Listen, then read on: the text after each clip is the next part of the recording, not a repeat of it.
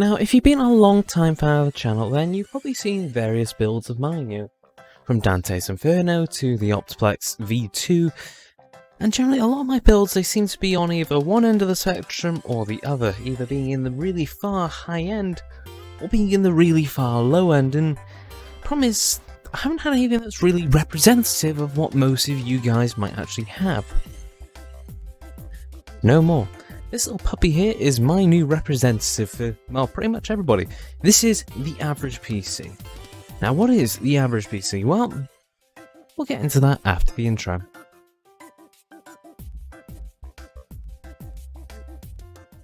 So, the average PC.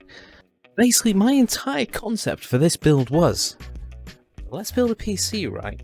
But let's make it as average as possible based off the Steam hardware survey. Now, some of you might be unaware of what that is, and well, basically every few months, Valve, aka the people that run Steam and that lot, they take a survey of all the people that uses their service. So they'll go ahead and see, well, as long as you opt into it, what processor you have, what graphics card you use, what your resolution is, just general stuff that gives, well, developers and so forth a better idea of what the market's actually like, so, they don't have to either underdevelop or overdevelop a game for a certain type of thing. Instead, they can focus on what's relevant.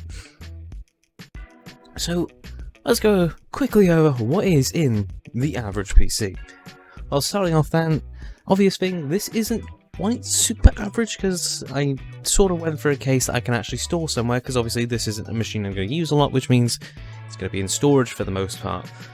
Hence the reason why it's in a Shugo SG13 by Silverstone. It's a small case, it's a case that's got ATX sizing for everything, it's just a mini ITX case.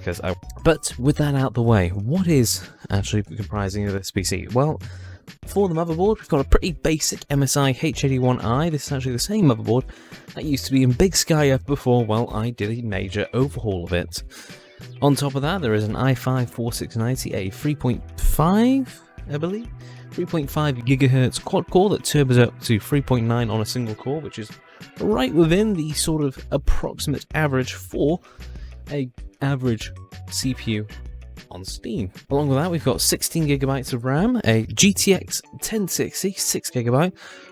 Fun fact, 8 GB is the most common amount of video memory that you can have on Steam, yet the 1060 is the most popular card on Steam, so I sort of went with the second most popular video memory amount, which was 6 GB. I think there's like a 1% difference between 8 and 6 GB on there, so we're running with that. It's also running with a WD Blue 1TB hard drive, again the one that used to be in good old Big Sky. For cooling, we've got, well, sitting at the front, we've got just a standard 120mm rifle bearing fan that I pulled out of that, along with an Intel stock heatsink, because it's meant to be pretty average. I'm assuming that most people that have a PC, whether begrudgingly or not, are probably using the stock cooler simply because it does the job well enough, and because most people use Intel, it's around about 70-ish% of the market, that's sort of the reason why we just ended up going with an Intel build with a stock heatsink, because it doesn't need to be brilliant, it just needs to be representative. And finally, all that is being, well, charged up with a 700 watt power supply. Not too bad, pretty average, It's not exactly the most outstanding build in the world. The cable management isn't great because, it's a really tight case and the cables are a little bit too long. It could be more powerful, there could be room for upgrades, but that doesn't matter, because at the end of the day, this is pretty much what most of you are most likely to have at home, or at least something similar, whether it be a little bit more powerful or a little less powerful. It will be something along the lines of this PC right here.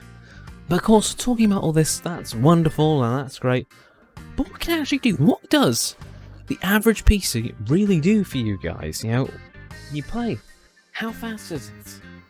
Well, for that, I'm actually going to have to test it, because all I've done is I've made sure that stuff works. I've set up Afterburner to, give us our details and that lot, but I haven't actually tested it yet, so we will be doing that pretty damn shortly, and I'm as curious as you guys are, so go ahead and see what this can do. We'll be doing a whole variety of tests like I normally do, and yeah, I guess we'll jump straight into that.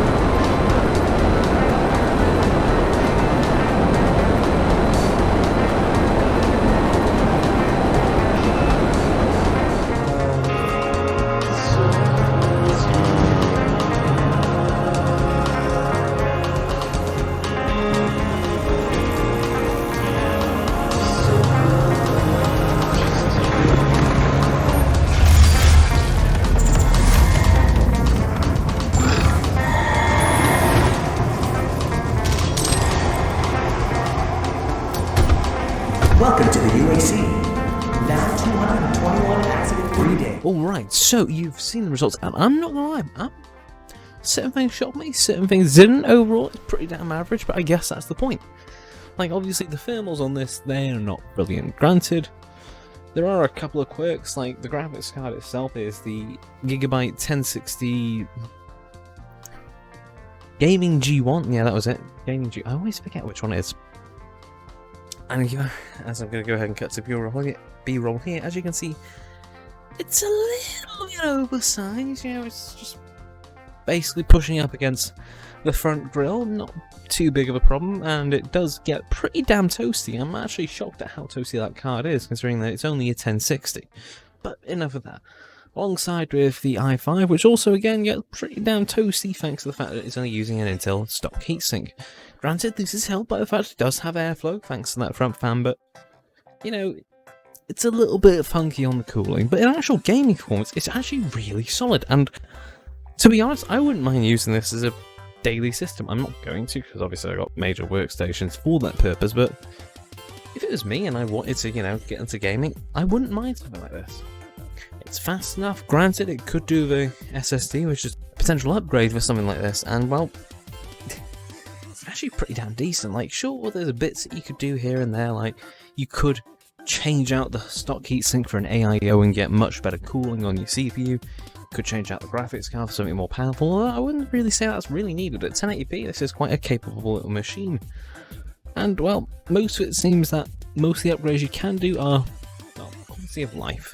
You could change out that hard drive for an SSD, or better yet, get an SSD in addition to that hard drive so you have extra storage. Say, get a 250 gig, 500 gig SSD, just go ahead and put it on the bottom, because on the bottom of this, as I'll turn to in this shot, you can actually see there is a very nice set of holes which you go ahead and mount an SSD to on the opposite side, so you know, that's pretty nice. So it's small, it's compact, it's got all the room that you need, well, for most things, and it's generally really average performance. And I guess that was what the whole point of this video was. What do you guys really think I do for it? What do you guys really get out of your own PC? So that's where I'm going to leave it, but I'm not going to leave this video and then forget about this PC for the rest of the time. No, because you all got this, but most of you are going to have something similar to this, and really what I'll do in a future video is go through what you can do with something like this. Obviously you've seen what you can do straight out the gate, gaming, content, whatever wise, you know, what you can do with an average machine, but what could you do if you really pushed it? So stick around, because this is not the first, well, this is not the last time you're going to see this PC on the channel, and who knows, you might even see it in the future with a couple of upgrades. But for now, that is where I'm going to leave this video. So anyway, like the video if you like it, dislike it if you dislike it. Any thoughts or questions, leave a form of a comment down below. Don't forget to check out my Discord, Patreon, Twitch and Facebook pages, all of which you can find in the description down below.